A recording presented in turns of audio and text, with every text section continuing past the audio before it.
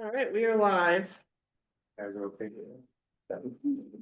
All right, this is a regularly scheduled meeting, Government Operations Committee, Council Trumbull, standing in for Council Hawes, also on the committee, Council Dean, Council Mallon, and Council Beck, and in attendance, we have Council Leonard, Council Fish, and Council Chair Pelletier, as well as acting city clerk, is that the title, acting?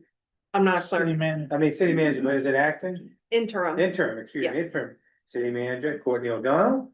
And the first time is, that's why I said city clerk, first time is city clerk update.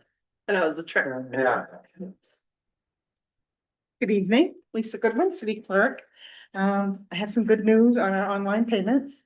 We've been in conversations with Trio, who is the financial software package that we use for taxes and utilities and motor vehicle.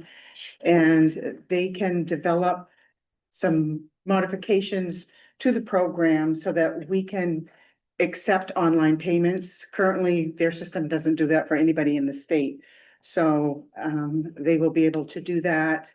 And there's a company that's been working with them for the point of sale to accept credit cards and e-checks. And there's no charge to the city of Bangor for that service. That gets passed on to the end user, whoever is using it. They have to pay that fee, that 2.5%, like they do here when they come in. So that's moving forward. We will be signing a contract with them this week, and then they'll get going on that. So they figured 2 to 3 months, but they think just 2 months to get that modification going, and then we'll do a test phase. And once that's good, we'll be up and running. We'll be doing a lot of outreach to residents so that they understand that it's available. And, you know, some of my ideas is to maybe have a QR code right out front that somebody could just take their phone and link right to it. So if there's a long line, that perhaps they would consider doing that. So there's that point. November is getting closer and we've started our preparations for that. Nomination petitions will be available July 28th. And they can be returned between August 6th and August 26th. One item I wanted to talk to you about is the early voting. And where it is an off year, we don't have a lot of people that come to the Cross Center to do the early voting. And it is costly.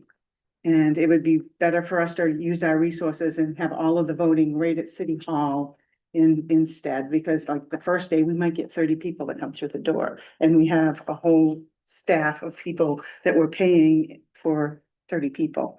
And so, with your blessing, I'd like to move that just to City Hall. We have some new conference rooms that we could utilize and maybe take those people away from the counter.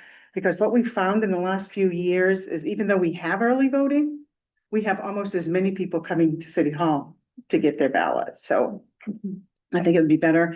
And we can also save about $7,000 in the budget for this upcoming year, because that's what it will cost this year for early voting.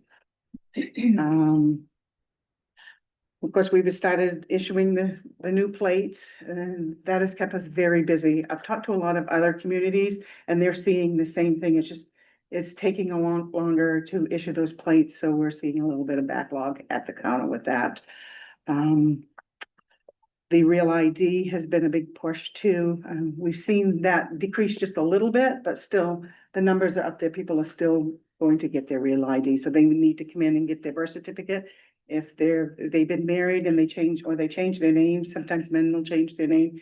They have to get all that documentation before they can get their real ID. So that also takes some time. Usually takes about 20 minutes if you've got a couple of them to do. So that has been taking up a lot of time. The city stores records at the library, a lot of old records. There's a lot of assessing records and just some older records there. What they found is some old voter registration records that were stored over there. To me, those should have been destroyed years ago, because that's what we do. There's a record retention schedule and they should have been destroyed. But once something becomes 100 years old, it becomes historical, and then the archives, they don't want you to destroy it. So the library, they work with Ancestry and they scan all of their records. They've had a big project going on there for years. And they have come across these records, these voter registration cards, and they want to scan those in so that they're available to the public. I talked to the Secretary of State's office because I had concerns with voter registration cards because of the information that's on the date of birth and all of that stuff that's on there. And they talked with the archivist and they think that 1940 and older could be scanned. I still have voters that are born in 1930, you know, and I'm not really comfortable with that because it could be somebody that's still living and still has an active voter registration card in our community. And I just don't like the idea of doing that, but that would be your decision on whether you want to do that. So they're saying somebody born in 1940 or somebody registered to vote in 1940? Well, they could have registered in 1940, but Because they registered in 1940, they would have been born in like 1922. Right. So they're likely not gonna be affected by it. So I guess I'd be okay with it. If they're saying somebody born in 1940, I would be opposed to that. yeah. If they're saying somebody registered to vote in 1940 or before, I'm okay with Yeah, it. some of those, like the seventies and stuff, those records there would have people. So, you know, Council Beck? For the records that are, newer than 1940, would there be, hold on to them and like release them in a 5 year that was, cycle or something? that was the recommendation of the state is to, as, you know, the 10-year intervals, let them be released at that point. No objection. Okay. Okay. And as for early voting, how do you feel about that? Good. Be exciting to welcome people back to the new refreshed city hall. Yeah, Council Beck? Just a quick question on petitions. Is this the first year that people can sign more than 3? yes, Okay. yes, this is the year that requirement is no longer there, that you can only sign as many as there are openings, so. Okay, Yeah, that'll make my job easier. Cause I just have to track yeah. everybody. All right, that's all you got? That's all I have. Okay, thank you. One more item? Yes. The next item is proposed revisions to the vacant buildings registration ordinance. And to the table is city solicitor Dave Subcheck. Hi, Dave Sepchek, City Solicitor. As you know, we've had an emphasis on effective enforcement of the city's vacant building registration ordinance. It has resulted in some concerns expressed by some citizens regarding situations that may not be adequately addressed in the current ordinance. Staff has been working on proposed updates to the ordinance to better address those concerns, but also to continue allow for the effective enforcement of the ordinance.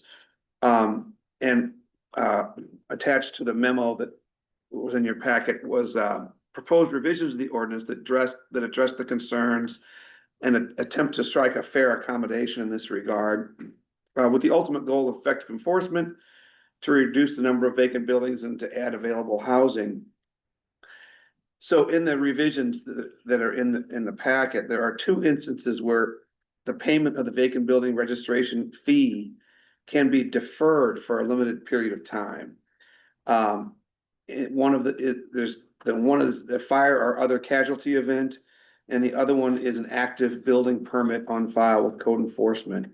In both of those instances, the property owner, if in the instance of the fire or other casualty event, if that renders a home uninhabitable and the event was not caused by the owner's criminal act or gross negligence, and if the owner who resides at the home registers the building as vacant, provides the city with an emergency contact phone number, and continues to be readily available to code enforcement during reasonable hours, the owner can obtain a deferral of the required payment of the registration fee for 6 months, with the ability to request a 6-month extension that would be granted by code enforcement if adequate progress is being made in good faith toward the goal of the property becoming inhabited. If the property becomes no longer vacant within that 6-month period, the code enforcement director may waive or reimburse the registration fee to the owner. The, the, if the, if the fire or other casualty event, if they get another 6-month deferral of the fee, and the property becomes occupied within a year, the same idea occurs. They can get the fee waived, but only in the event that the property becomes occupied. There is, yeah, Occupied by the owner or through a sale, does it matter? it doesn't matter. Rented. The goal is for the place to be occupied, yeah. The other exception being the active building permit on file with code enforcement. But they also have to complete the vacant building registration application form and comply with the inspection requirement. And if adequate work is being accomplished in good faith toward the goal of the property becoming inhabited, they can request another 6-month extension. So it's 6 months, again, another 6 months if in the discretion of code enforcement, work is being accomplished in good faith. So this second exception has to do with people who are buying properties to renovate them and make them become occupied. One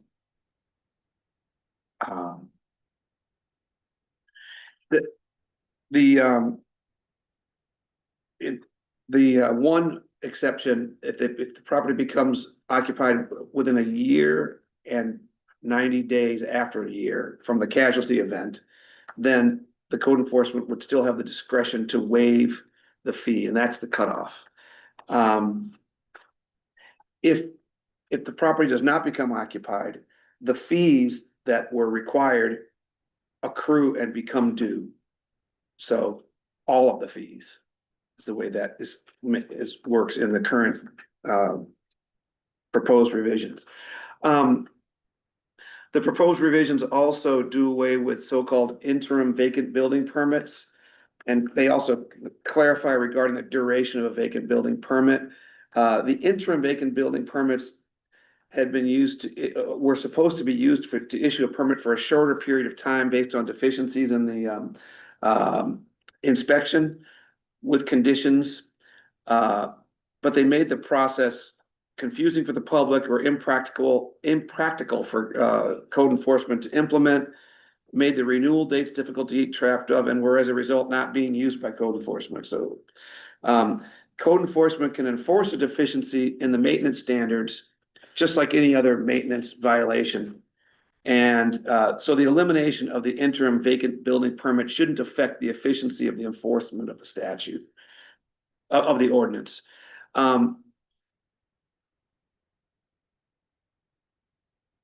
Another change clarifies that a vacant building registration permit is valid for 6 months from the date the owner submits the completed vacant building registration application and pays the fee. That's how we've been calculating it. That wasn't in the current language, but that is the simplest way for code enforcement to keep track of these things. And that's one of the minor changes that are in the proposed revisions. The proposed revisions also update the maintenance standards to be applied by code enforcement upon inspection of the vacant properties. The purpose of the maintenance standards is to protect the building from intrusion by trespassers and from deterioration by the weather. Some of the extensive expressed maintenance standards under the ordinance were felt by code enforcement to be redundant, impractical, and in some cases unnecessarily excessive. So some of those standards have been relaxed to a certain degree. Code enforcement recommends updating the standards so that the purposes of protecting the building from infiltration by weather and from intruders remain, while eliminating an incentive for the owners to ignore the inspection requirements altogether, which has been happening pretty regularly. So those are the proposed revisions kind of in a nutshell. If you have any questions, I'd be glad to field them. Couple of comments. I'm glad this came back up. Actually, I didn't realize it was gonna be on the agenda early last week or week before. A couple of people reached out to me, heard we were gonna be discussing it. I said, well, you know what we are. And I didn't reach out to them because I didn't realize we were gonna be having this discussion tonight. So it's great. think we also all got an email from somebody that was impacted by this within the last couple of weeks, and the case you're familiar with. These people had bought a property previously, rehabbed it, and they bought a vacant property again, and they're being hit with these fees, so this would help these people out, because I don't think we want to penalize somebody that's buying a property and fixing it up. These are the people we want to work with, so I think this is a great step, Council Pelletier. I think Counselor Beck. Oh, I'm sorry, it's Council Beck. Yeah, it's just a question on, the case where someone who is actively working on their building and fails occupancy. Are they limited to just one extension, or is it just are they able to apply for a second extension if needed, as long as they're making that good faith effort? No, there's a limit. It's so they can get a 6-month period where the fee does not have to be paid. And they can request an extension for another 6 months. The reason why it's set up in 6-month blocks has to do with the ease of code enforcement to be able to keep track of this sort of thing. Yeah. But staff felt there needed to be an upper limit, because we do want to continue to, with the effective enforcement of the ordinance, and we didn't want it to be able to, if they can't get it done in a year, they have to pay the fees. Council Pelletier. Thanks, that was one of my questions. The second one is about a good faith effort. Heard from people about building projects that, that all I have to do is hit one nail and swing a hammer once, and it's considered a good faith effort. So what I don't want is for people to be able to continuously delay these fees if they're not actually making effort. So when you say it's a good faith effort, is that up to code enforcement's discretion? Do we have sort of written guidelines about what that looks like, or how is that usually determined? It's up to code enforcement's discretion in the proposed revisions. So that, there's no hammer one nail, and that's, we've made the effort that we need to make. It's just, the code enforcement is given discretion with regard to the requested extensions. Thank you.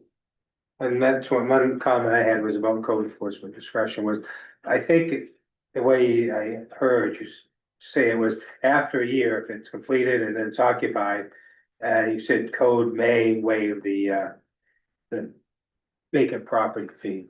I would like it to say they shall, if it's done and it's occupied, I don't think they should have the discretion to waive, I think they should have to waive it. It does say, shall, let me see Okay. here. It says shall, Okay. if it's if they've, Once made it's it occupied. within 6 months. Or even if they get. It does say shall after a year as Okay. well. All right. Then there was an additional 90. The 90-day extension is only for casualty events. So that would be, potential for a year from the casualty event plus another 90 days, but that waiver is at the code enforcement director's discretion. That last one of a year plus 90 days. Any questions on this? Do we need to take any action? This is going on with the council. If you want to There's no change. move it on to council, yeah. Everything's Welcome. okay. All right. Is that all we got tonight? Hey, we are adjourned at 6:38.